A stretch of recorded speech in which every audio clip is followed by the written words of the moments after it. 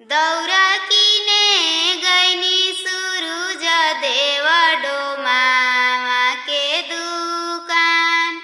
सुपलिया कीने गईनी सूरुज देव डोमावा के दुकान।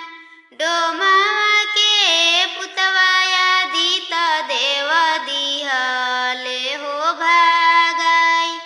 डोमावा के पुतवा सूरुज देव दिहले हो भागाई।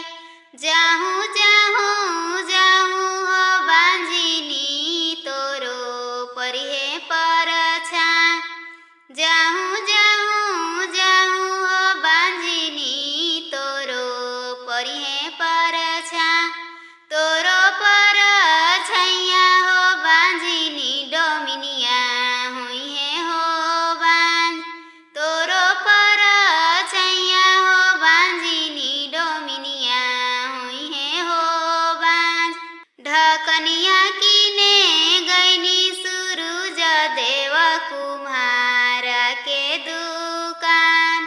कुम्हार के पुतवा सूरुज देव दिहले हो भागाई। जाहूँ जाहूँ जाहूँ हो बांझिनी तोरो परिहे परछा। तोहर परछैया हो बांझिनी कुमैनिया हुइहे हो बांझ। तोरो परछैया हो बांझिनी कुमैनिया हुइहे हो बांझ।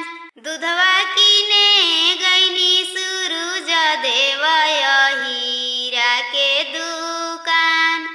दूधवा कीने गईनी आदित देव अहीरा के दुकान। अहीरा के पुतवा